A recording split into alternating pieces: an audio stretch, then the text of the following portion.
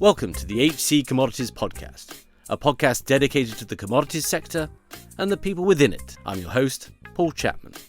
This podcast is produced by HC Group, a global search firm dedicated to the commodities sector. Today is part 2 on our mini-series on building an asset-backed trading organisation. In the previous episode, we covered the why and the how and the main decision points, and today we take a more personal look. What it takes to be a leader in these organisations, what are the key learnings and challenges that arise, how to manage crises, and ultimately the two key roles, how to build a high-performing team and how to execute on a strategy and indeed adapt that strategy as we go into a more volatile world. Our guests as before are Savvas Manousos, who has over 30 years in and around energy and commodity trading, has built trading organizations at various types of companies, and Niels Henrik Lindegaard, formerly head of trading and managing director at Maersk Oil Trading, and now an independent advisor. As Savvas explains, he himself is now an Enco Insight Partner, working with Enco Insights, HC Group's sister company that provides experts to clients across the energy and commodity space for short and long-term engagements. And I'll put links in the show notes. And as always, please do leave us a positive review, ideally a written review on the platform you're listening on. It really does supercharge those algorithms to allow us to continue to get great guests and expand our audience. And as always, I hope you enjoyed the episode. Savvas, Niels, welcome back. Thank you. So we're now moving on to, I guess, the more personal aspects of this, the leadership journeys and the challenges and sort of guiding, not only defining, which we talked about in the last episode, but sort of really implementing these strategies. And in some part, I guess, at least my personal thesis here is that there is an opportunity out there for organizations to lean on experts such as yourself who've been there and done that to help leaders navigate some of the vagaries of building these organizations and the inevitable crises that will happen, and ideally and hopefully by upfront and sort of guidance throughout that implementation, mitigating and avoiding some of those.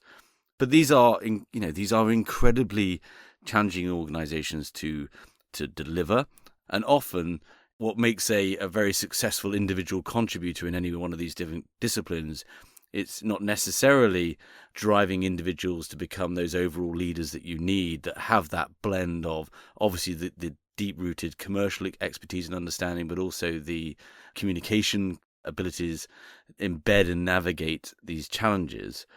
You both have in your careers been at the forefront of building such asset-backed trading organizations and have come up, particularly in your case, Savvas, through that type of organization. I guess perhaps starting with you, Niels, let's just talk leadership moments. Can you give us some, as an example of when you face kind of a defining leadership challenge in your career in this journey, and explain what that was and then how you navigated it? Yes, I can do so. And actually, the case is that it was not decided years back to go for an asset-backed trading activity, but it was decided to start moving into not just taking delivery of the commodities that was needed in the organization, but actually to start taking care of the last mile transportation, including storage and the like. And thereby, we also needed to introduce the use of derivatives and how to manage that. But I was given this task, but I soon realized that I actually needed people with capabilities to make sure basically of the key elements of a front, mid, and back office. And I realized as well that if I were to succeed with this, I would need to hire capabilities. I would need to hire people who individually would have capabilities that would exceed my own. So that was one thing to get to terms with, if you like. Being a young manager, you would like to think you would be on top of everything. But I actually finally worked out a way of suppressing my ego and taking this in particular also as we got going and I got these people hired, because at the same time you cannot lead as a usual manager, or at least the perception I had. you were forced to, or at least I accepted that the way forward here would be to listen carefully and learn. So not just in how to execute the vision and the strategy, but also whenever things happen in the daily operations, I would listen to each individual, and you could argue it would be a kind of consensus management. So on the one hand, you would be the person who, at least internally and externally, would be the responsible person, but in reality, you would not be able to do much of the development and trajectory for this journey without being very careful in having these key leaders involved directly. Yeah, yeah, that's a transformation for any leader, right? Where they go from the point of, the realization that it takes a team to deliver something, but then you're sort of yielding yourself to the uncertainty and the uncomfortable moment of handing on those tasks and trusting in the team that you have to be able to deliver on it, right? I mean, that's a key challenge from that junior leader to a senior one. What about yourself, Sav? I mean, for you, were there any sort of moments as a leader when you sort of underwent a profound change or realization? Similar to Niels, actually, I think the point at which you realise you're constrained by your personal capacity, and that if you're not careful, your personal capacity then starts to constrain the team, and you're not fully getting what you can from it. And typically it's either when things get very complex or the team gets quite big and you're trying to get into all of the detail and an understanding of all the individual parts. And then you start to realize there aren't enough hours in the day. And so you start working evenings and weekends. And then, sometimes you'll either get feedback from the team it's not working, or occasionally you'll get feedback from your own physiology. So for me, one I had relatively early on was I had allowed myself to become very run down because I was working excessive hours trying to stay on top of everything, and I ended up, catching pneumonia, and I was off work for 6 weeks. And then you come back after those 6 weeks with a bit of a wake up call of actually you need to look at a different way of doing it, and you also realize that the world didn't stop turning while you were away. The team kept going, everything was there, and the culture, the people and capabilities that you had in the team were fully qualified, fully empowered. And that's when you realize that and you don't see that as a threat, it actually becomes quite liberating, because then it means you can start to think of a different space you want to occupy and a different game you want to play, whether that's the development of strategy, whether it's growing a business, whether it's geographical expansion, whether it's how you engage with stakeholders, all of which becomes a virtuous circle because it builds more opportunities and gives career progression for those in the team.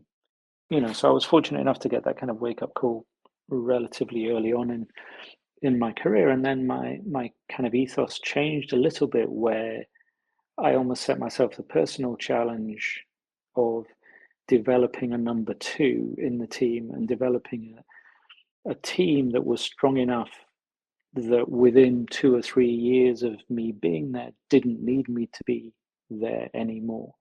That my natural successor was there, and they'd gained the skills and competencies to do it. And actually it ends up being good for everybody. It meant I was able to move on to new things, and often get promoted, because there was no concern about who was going to take over the job. It was great for the person who progressed and replaced me. And so I was fortunate enough that I did 10 jobs in 15 years, because it was that pace of progression was kind of built into my way of working and thinking, and the team that was around me. So yeah, I'd encourage people early on in their careers, and as early as you can get it to in your leadership career, the better, to realize that you're the difference between leadership and management.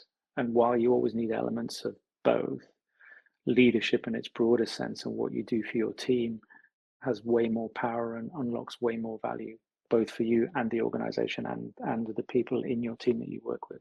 Yeah, yeah, it's a key challenge, isn't it? And it resonates with me and certainly my business partner Damien Stewart. Transitioning from a world of thinking about your success to actually realizing that it's the success of your team that defines you as a leader, and then that striving to essentially make yourself redundant, so that yes, you can unlock yourself to go do other things, but also your great leaders create other leaders as well. And that's a real challenge. But if it doesn't happen, it can be a real blocker to the organization. And I guess that's where actually sort of having leadership coaches and sort of external help can help there, right? Because these are difficult journeys to go on. And just one other sort of comment that it strikes me is that in comparison to many other industries, trading and optimization is 24 hours in terms of it being global, if you have a global footprint. And I imagine it is quite hard to turn off as well. I don't know, Niels, if you have any comments on that. I mean, it must be a very different role to, say, your peers that are sat over the upstream division. Yeah, that's true. It is a very much 24 hours, and it is by nature, but it's also because some of the inherent risks, they don't go away. We all know, at least when you got to do with energy and the supply chain of energy, then there's a risk of, for instance, oil spills or other disruptors that may come in there, simply disrupting the supply chain of raw materials or refining capacity or trade flows. And given that could as well interrupt the going business of the corporation, then it's extremely important, of course, that there will be no, I mean, then around the clock you will obviously be involved whenever something happens. And it's also linking to the fact that you really need to think about, okay, what can go wrong and what do we actually do if something goes wrong? And again, you can sit back and you can enjoy that you've now empowered a lot of your leaders to take care of a lot of the tasks and as part of your the management of the activity. But again, you need people who have been there. You need to consult with external people who will reuse or who have the experience of how to dealing with, say, an oil spill or a fatal accident or something else that could really require the attention straight away. And this planning, this emergency planning is also something that has to be shared internally with all key stakeholders, and you will need to make annual dry runs for what you're going to do if anything happens. So everybody's completely aligned as to who does what and when. And that includes, I mean, who takes care of media, who takes care of legal, who takes care of insurance, who takes care of if there's any personal injuries, who's in taking care of that. And all of this is, of course, extremely important because things always happen in a different time zone during nighttime, and you're probably traveling and so on. So unless it's really crucially and carefully prepared, then it's just gonna be a situation that's extremely difficult to manage and where you likely will get rightful criticism afterwards. Not just because we are concerned about our reputation, but it's also a matter of making sure that the organization that you're responsible for and everybody else adjacent to that will see that you actually do take business seriously and manage it safely. Yeah, and I guess that's we're moving on to the sort of the crisis and risk management piece, because there are inevitably going to be events. I get Niels, staying with you. Obviously, there was a very big one in your time at Maersk. Can you give us an overview of what happened and kind of, I guess, how you navigated it both personally and as a leader in the organization? So the big one you allude to is I believe when we got the cyber attack and we actually lost all data and we were not having any systems available for more than half a year. It was a very strange moment, and I mean, you got everybody on the floor there, and all the computers, they go black, and everybody's staring. People, stand up, start talking, but it's very soon we realized that something was critically wrong. So we called all teams together and we said, we don't know what's going on. We don't know whether this is going to take 1 hour, a day, or maybe longer.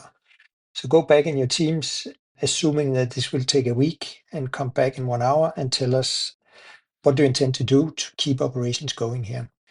We then gathered about an hour later, and each team had made a plan for how they would want to retrace data or remake data, and how they would be working without the usual systems, including, we are gonna go to the local computer store, and we're gonna buy 50 PCs, and we need a lot of pen and paper. We need to have a WhatsApp group. We need to, and who does what then.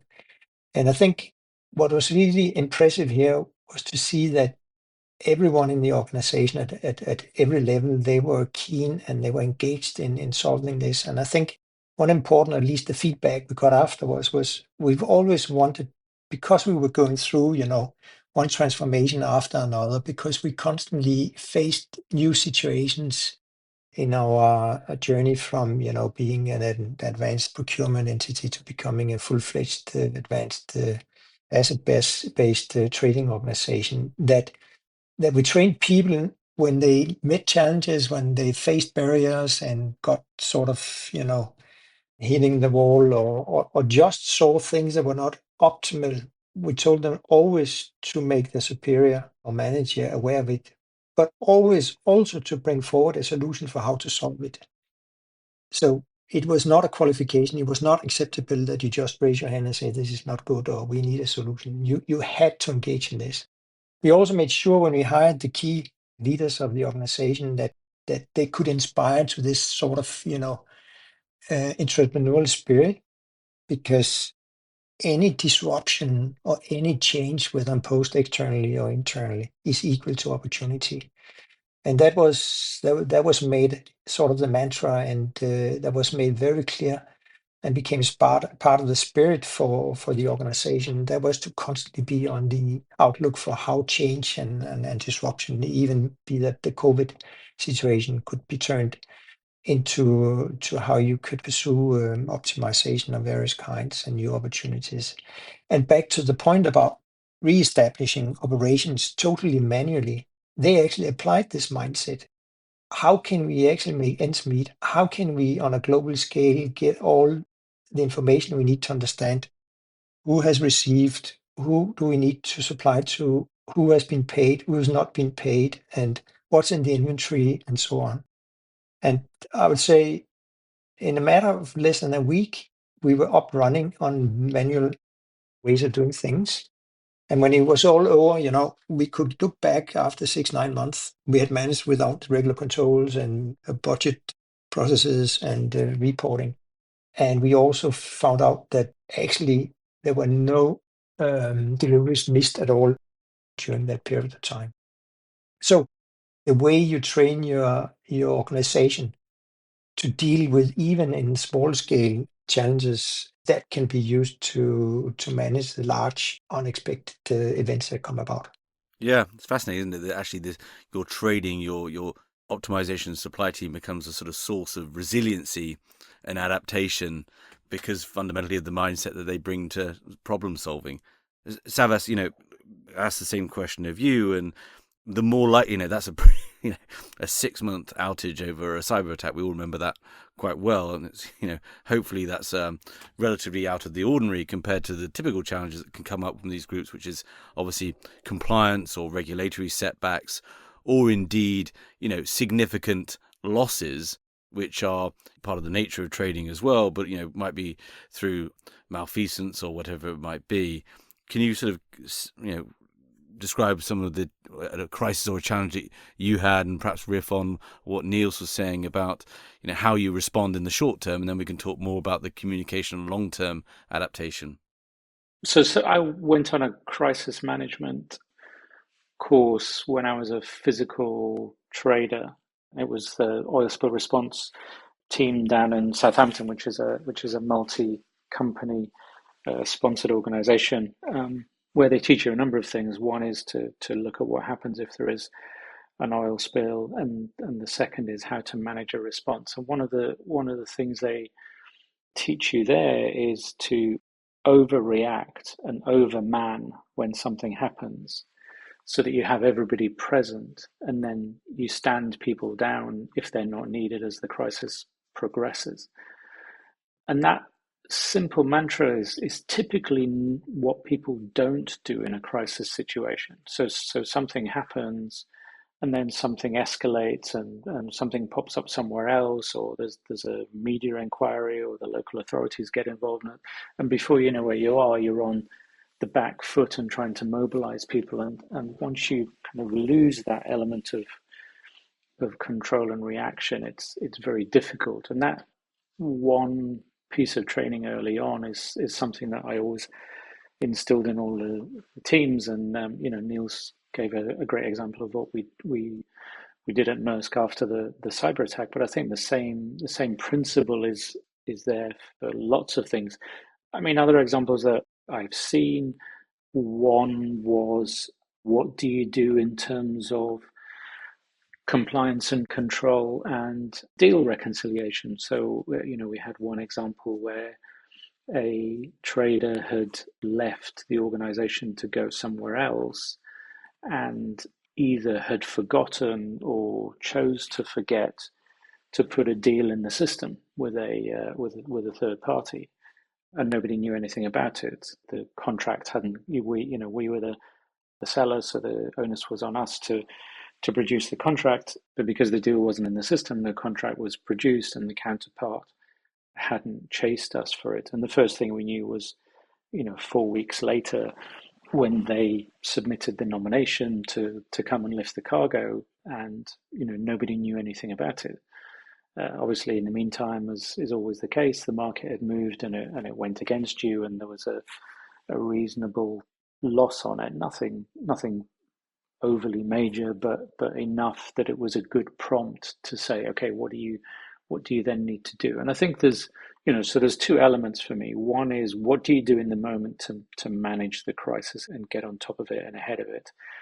And the second is, what do you take as the learning from that, and then what do you implement without necessarily creating things to be overly bureaucratic, but what tweaks can you put in to make sure that you have more resilience to try and make sure at least that scenario or similar scenarios to it don't happen again.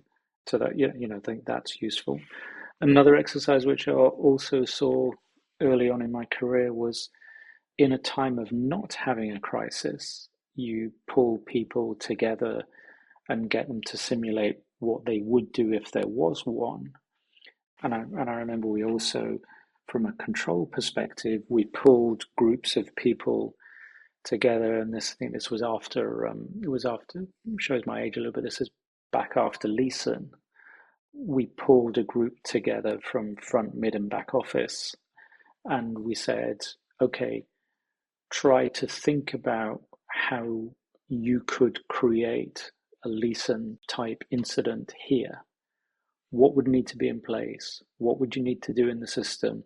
How many people would need to collude? What would need to happen to allow that kind of incident to occur here?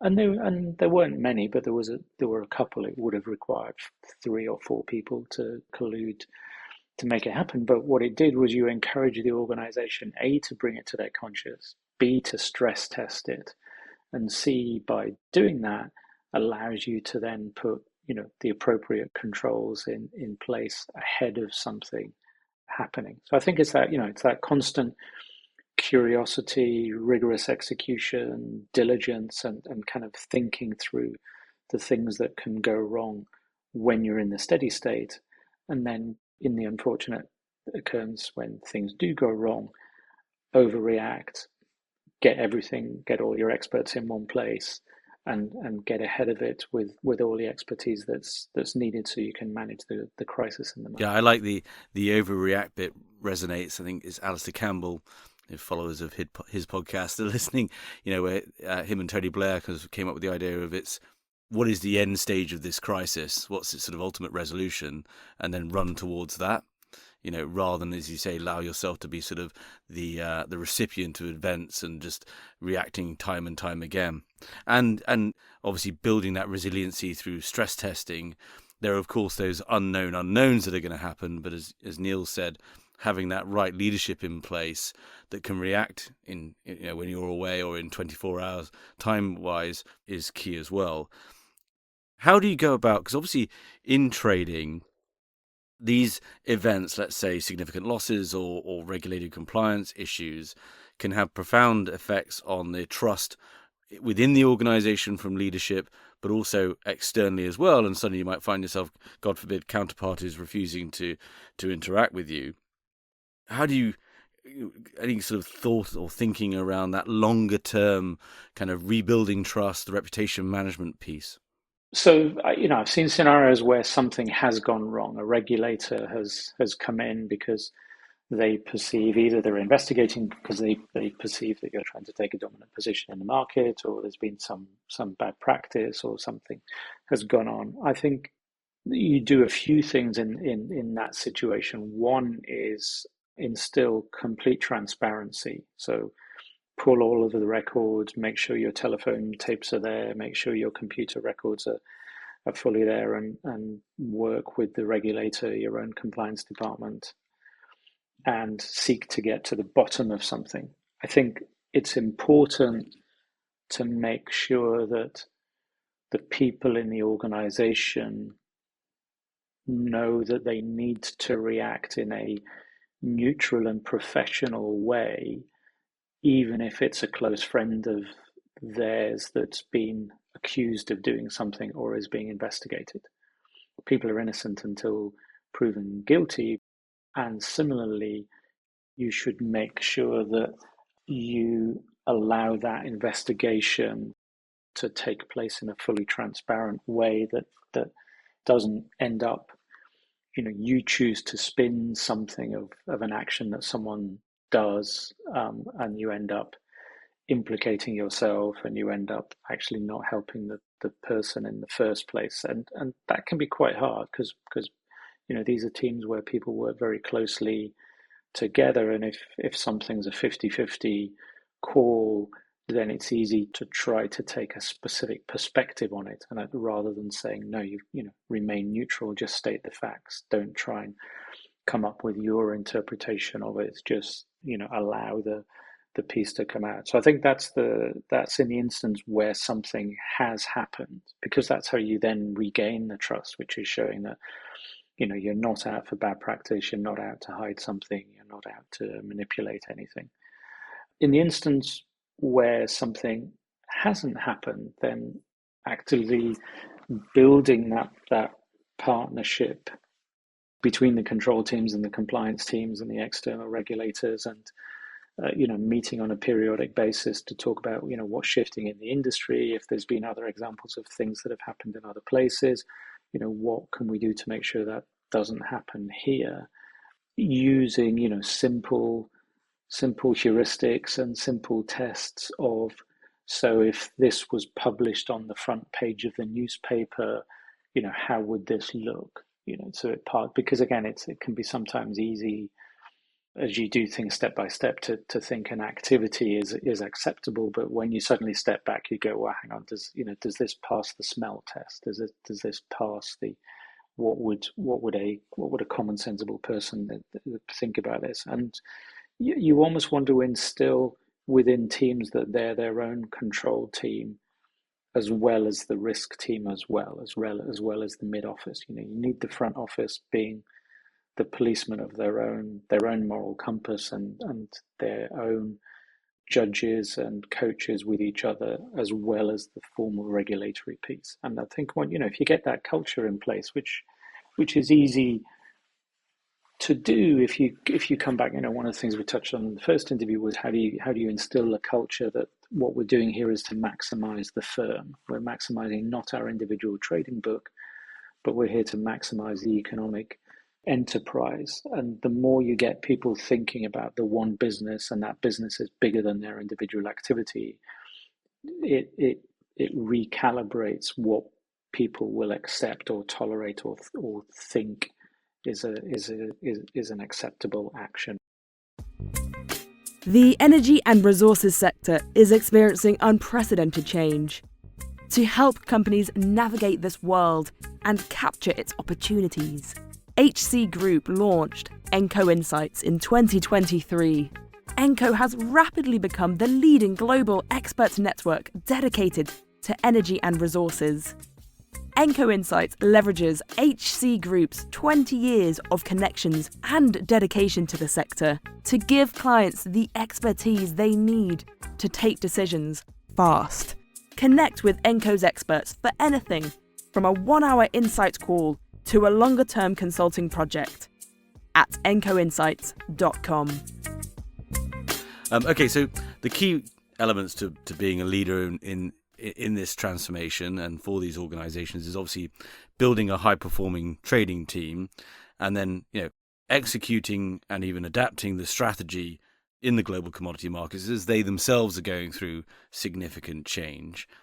Let's spend 10 minutes on that first bit, which I guess is is certainly where my career has sat in and around supporting leaders doing this. But how do you, it sounds easy, but it's highly complex in terms of how to hire, how to retain, how to reward, how to develop and promote. How do you go about building a successful, high-performing team? Niels, it's a huge question, but can you sort of give us some sense on what do you need to do and then kind of what the leadership solution might be? Yes. So this journey, as we talked about earlier as well, is sort of when you start at the lower level of becoming, the asset-based trading activity and move through the different levels and to the ultimate of being potentially also a producer and a marketer of products. That's basically 3 or 4 transformations. I think the important element in going through that is, first of all, to get the right capabilities and the people with the leadership skills that can cooperate across teams, but also cooperate internally with the corporation that houses this activity. And then secondly, it's very important to have a vision, of course, that creates, this appetite with people to go through all the change and all the hassle of delivering. Because when you build something, and my experience is it takes 3 times more to build these activities than it does to maintain them. So there's a lot of investment in this. So it's extremely important as well to, when building this vision, to also break it down into milestones where, getting to the first milestone, it seems pretty obvious and everyone in the organization can see that by these initiatives, we'll get there. Milestone 2, 3, and 4 may be more sort of opaque how we get there, but we all know once you get to milestone 1, then you're much wiser, and then it's easier to define the way to get to milestone number 2 and so on. And then it's also critical that you make sure once you achieve some of those milestones and the successes on the way to those milestones, that you celebrate that, and that there is a link between these milestones and successes and the underlying performance or way you measure performance. So essentially, if I were to sum this up, it's about creating a willingness or a wanting to be part of making something special, and then see that it pays off during going through all the efforts in getting there. And I'm just looking at our notes, right? You sort of got the expanding the team, which is that sort of your talent acquisition strategy and the mentorship programs to develop that talent once it's in house. There's also, and this is sort of the really, really can be a challenging area, especially if you don't have sort of the external sort of understanding of the compensation landscape. But that's getting that aligning sort of incentives for the traders with the tasks and goals and risk management you're seeking. And I guess, Sav, I know you spent a lot of time on this, and obviously we have as well in conjunction, but it always at some point comes down to compensation. I often think of it more of a sort of an output rather than an input, in the sense that it has to be aligned with the organizational goals and with your organization, all those pieces. But can you that's a key part for a leader to get right, and it can often be quite a battle. Can you give us some sense of how you navigated that and some of the challenges there, but what it unlocks when you get it right? Very deep question.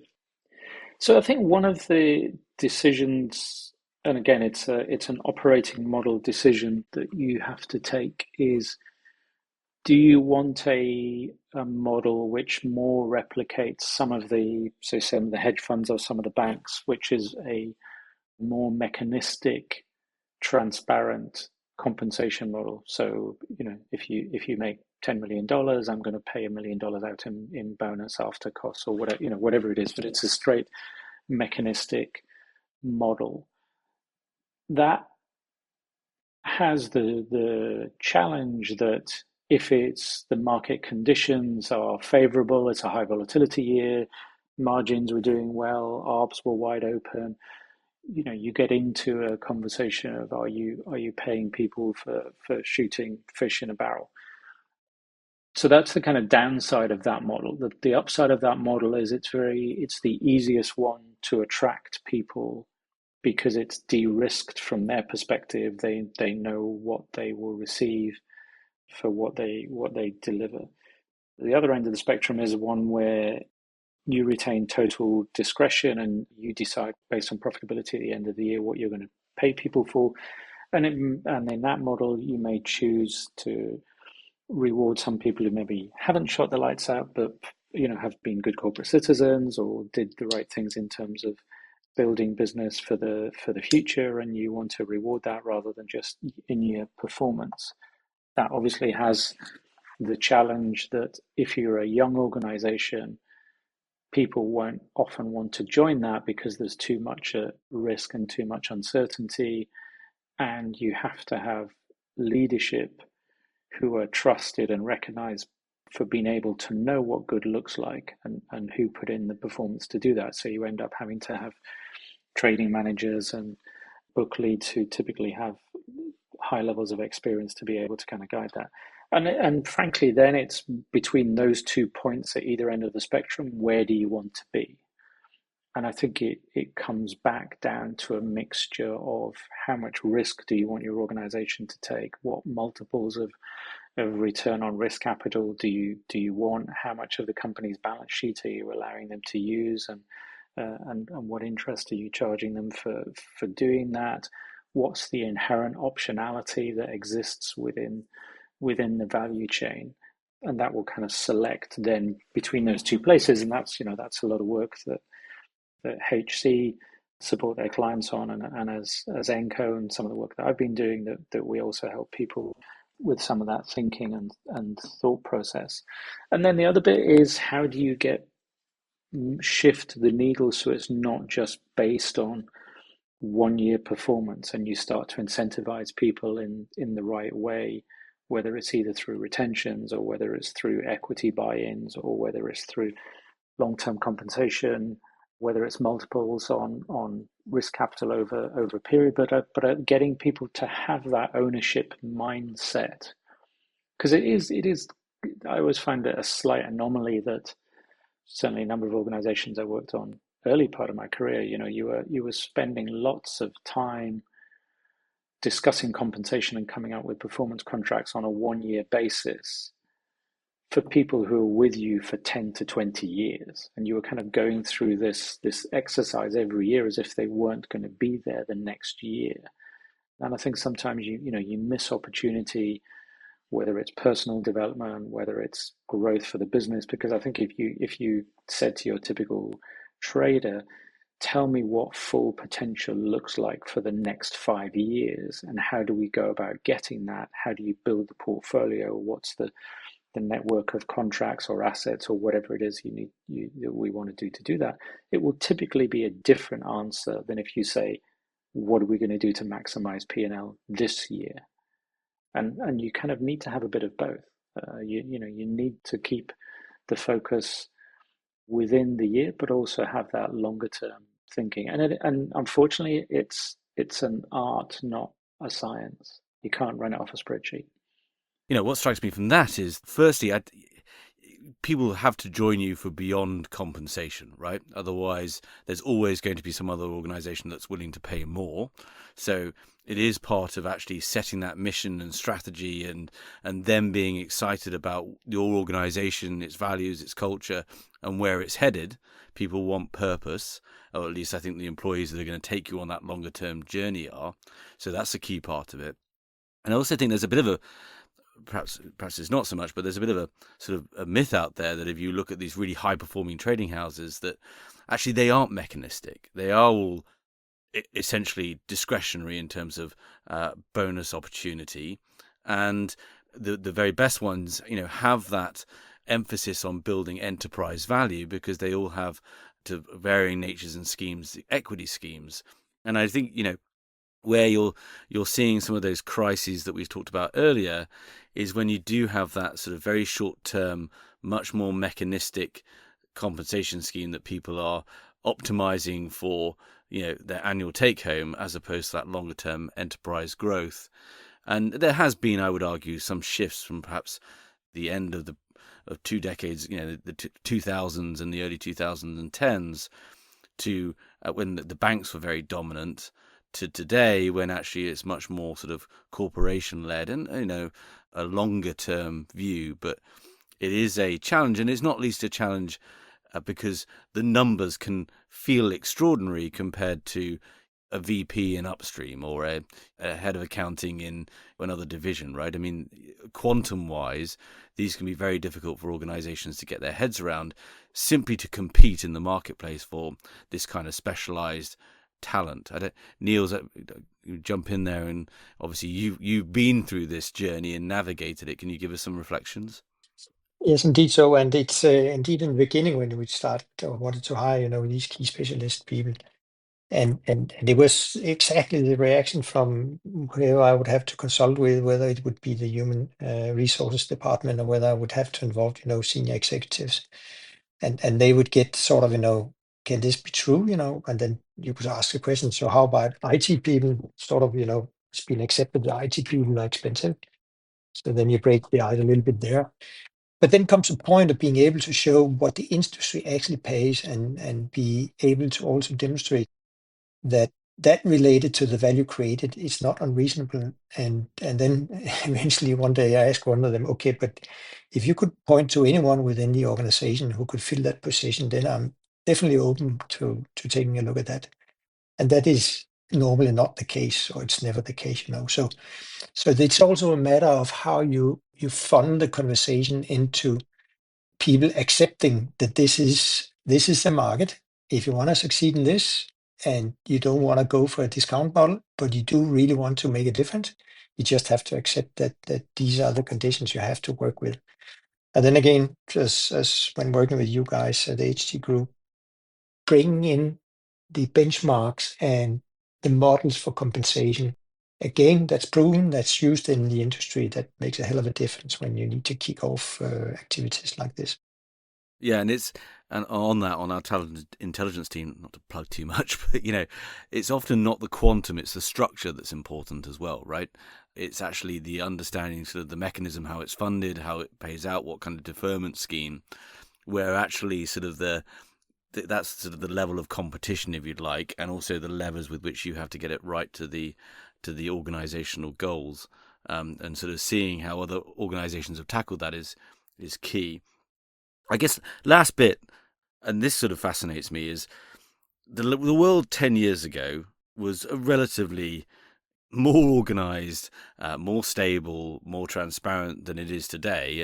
And frankly, that's sort of a route that I guess if we were all talking in 2014, let's say, we probably would have felt that today we'd have gone more into global trade, more transparency, fewer barriers to trade, ever more increasing sort of country organization. And we haven't gone that way for various reasons, and I think not least the global financial crisis and its ongoing profound effects on all of us and all of our global economies. But today, a lot more, I would say, is required of a leader and a strategy to be able to succeed, to manage that volatility, as well as to what is a very changing future in terms of the energy transition, to navigate many more stakeholders today. You've got, it's no longer just a board optimizing profits. It's also, you've got other stakeholders requiring change as well, and things like decarbonization. Philosophically, Savvas, how do you go about, it's a more challenging world today. Leaders are, more is asked of them. Can you just give us some sense of, is that a fair statement I've made? And kind of what's your advice for people going through that?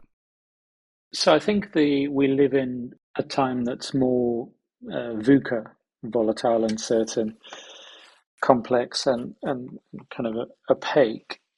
A lot of the base things are still there. I mean, the reason I've spent 35 years in the energy industry was frankly, I found it fascinating because at certain periods of time it was either economic activity and GDP that was driving things, it was fundamentals of supply demand balance and dislocations, it was geopolitics, it was regulation and compliance, or it was elements of transformation, be that new market entrants, mega refineries being built, rise of NOCs, so on and so forth. So I think that all of those are still there. There's a couple of new blocks that maybe weren't there 10 years ago, which you touched on. So you've probably got, now 7 or 8 variables as opposed to 5 or 6, and they're kind of playing out more quickly. And at the same time, you have perhaps a lower tolerance to risk and volatility in some of the corporate superstructures around you, but largely just because the numbers have become so big. What used to be a great performance from you read Xavier Blas's book, what used to be a great performance for a trading company might be 15, 20 years ago might be 100 million, 200 million, and now it's got to be a few billion. So just the quantums have got so much bigger, but the base jigsaw and the piece you're trying to understand is still largely the same. It's just happening more quickly. And I think it's how do you make sure that you just retain that curiosity? I mean, there's so many more analysts out there, there's so many more advisors, there's so many more geopolitical commentators, whatever it is, that your challenge now becomes one on pace of absorption. And that actually is a great opportunity for a leader in the organization, which is how do they not try and do everything? It used to be the situation that a trader would kind of spend all of Sunday and Monday morning, reading the papers from the previous week and getting ready for the next week. And I think you can't do that anymore. The quantum of what you're having to do, and you need to do it every day, not just on a Sunday. So it's how do you build that DNA of curiosity, of agility, of having as many options to scale in or out of things as possible, so that actually you're able to react more quickly than when these things are there.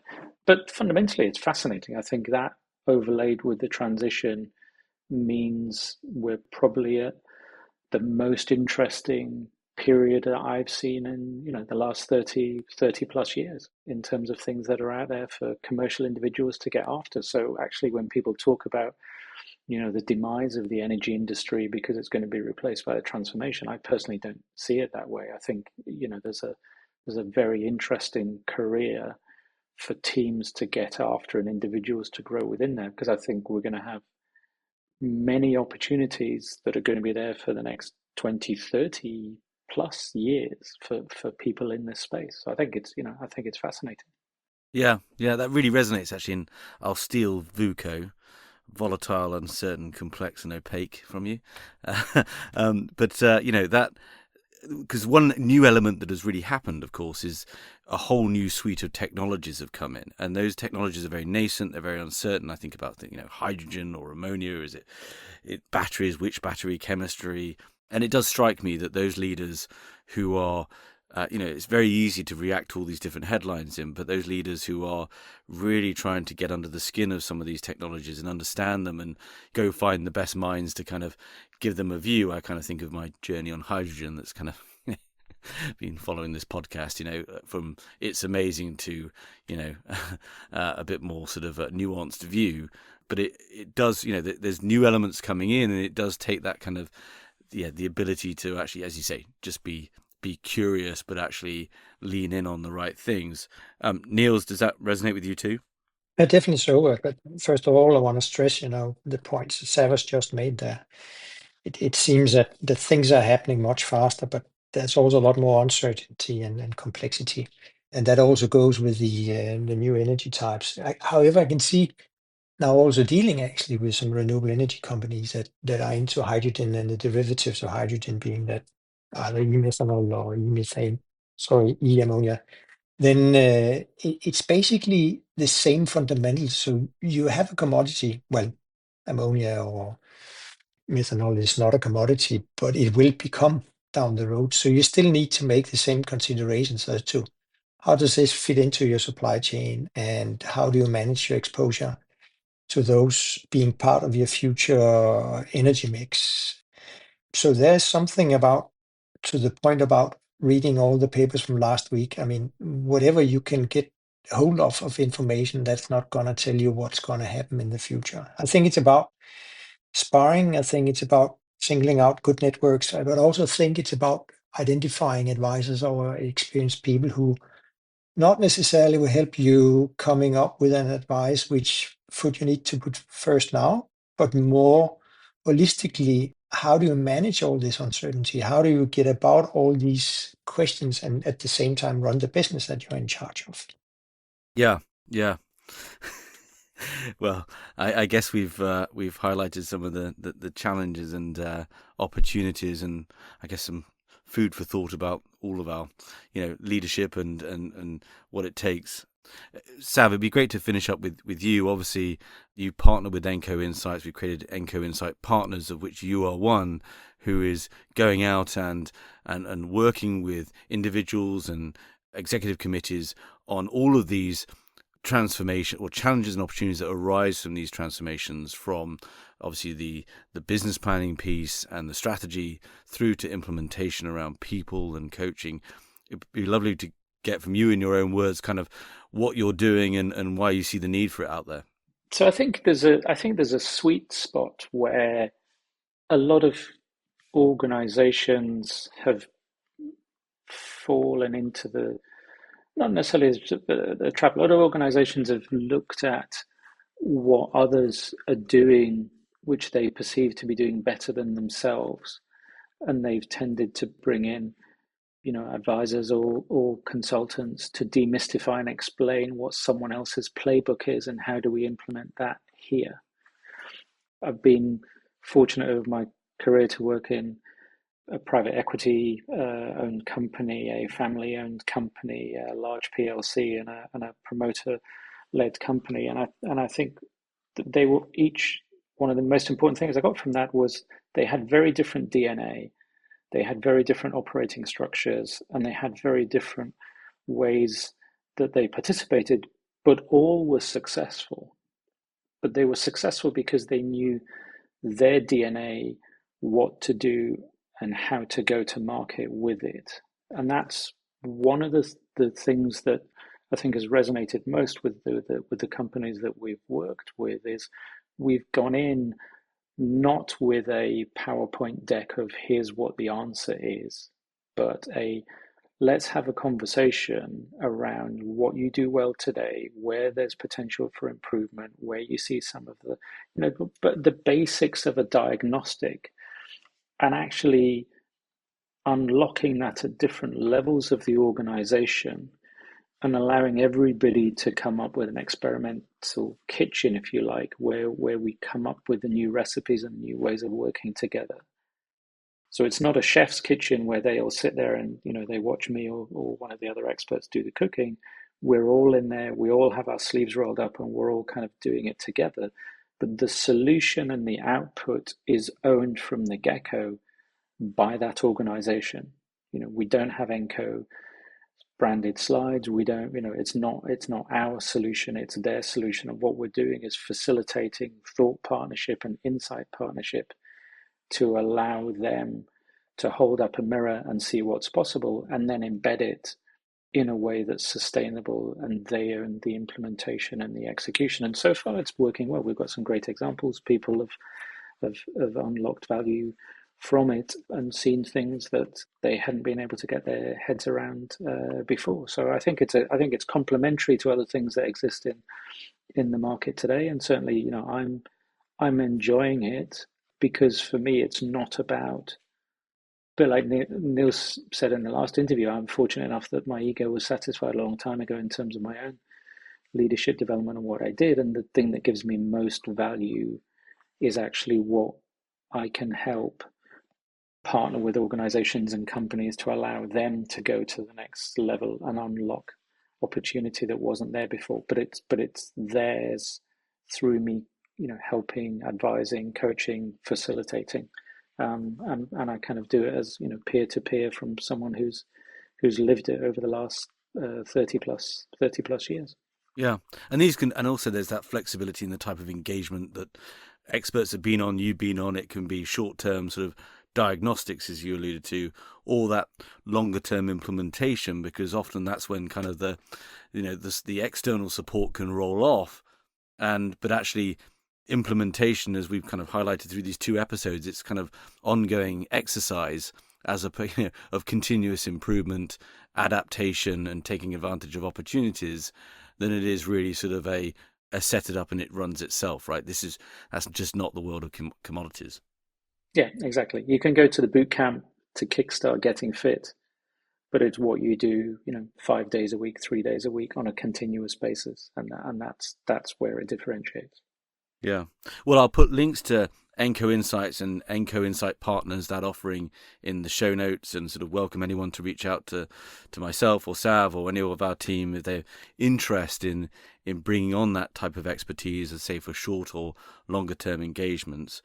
But I wanted to thank you both. You have an absolute wealth of experience, relatively unique individuals in having built these types of asset-backed trading organizations. And I know we've only, as we sort of said, it's like sort of trying to do a PhD in half an hour, right? I mean, there's so much beneath all this, but hopefully we've highlighted some of the key decision points and thinking, and actually how 2 leaders who've been there, done that, have tackled this, and I guess we all sort of hear the enthusiasm from you both about the opportunities out there and the challenge of actually delivering these types of platforms. So thank you very much. Thank you. Thank you. It's been a pleasure. Thank you for listening. To find out more about HC Group, our global offices, and our expertise in search within the commodities sector, please visit www.hcgroup.global.